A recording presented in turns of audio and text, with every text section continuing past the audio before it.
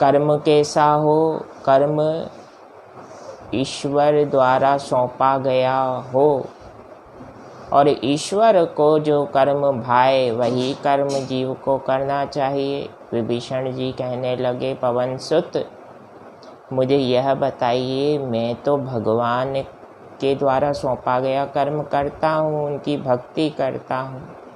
प्रायः हम लोगों को भी यही लगता है कि भगवत भक्ति करना ईश्वर का कर्म है। हनुमान जी ने इस मिथक को यहाँ तोड़ा है। सुंदरकांड में इस प्रसंग का विशेष रूप से उल्लेख भी आता है। पवन सुत कहने लगे, विभीषण, परमात्मा की प्रसन्नता केवल भगवान के नाम स्मरण करने से नहीं होती, भगवान का कार्य भी करना पड़ता है। विभीषण जी सोचने लगे, भगवान का कौन सा कार्य? हनुमान जी कहने लगे कि प्रभु काज यही है। श्री सीता जी के बारे में, उनके स्थान के बारे में मुझे बताओ कि माता कहाँ मिलेंगी।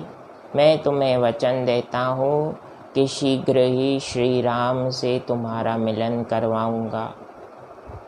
अब यहाँ म्यूचुअल एग्रीमेंट हुआ है, म्यूचुअल अंडरस्टैंडिंग, अर्थात साधारण रूप से दो समान विचारधारा वाले व्यक्तित्वों ने एक दूसरे के कार्य को सिद्ध करने के लिए गठबंधन किया, वैचारिक संबंध किया। और यह संबंध जीव को जीवन में कई बार करना पड़ता है। लेकिन ध्यान दें,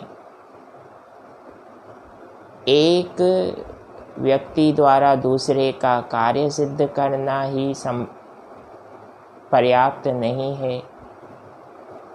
जिसने कार्य सिद्ध किया उसके कार्य को भी सिद्ध करते हुए म्यूचुअल एग्रीमेंट, म्यूचुअल अंडरस्टैंडिंग पूर्ण होती है। इसलिए हम जीवन में जो भी कार्य करें, कभी भी किसी को धोखा देने या मिसलीड अर्थात मार्ग से भटकाने का रास्ता ना बताएं, क्योंकि या तो उसका परिणाम हमें भोगना होता है या फिर आने वाली पीढ़ियों को। जय सिया राम, जय जय हनुमान। प्रसन्न रहें, आनंदित रहें और राम कथा की इस व्यावहारिक चर्चा से, व्यावहारिक संवाद से सदैव जुड़े रहें। अधिक से अधिक लाइक, शेयर करते हुए आध्यात्मिक यात्रा को आगे बढ़ाने में सहयोग करें। प्रणाम।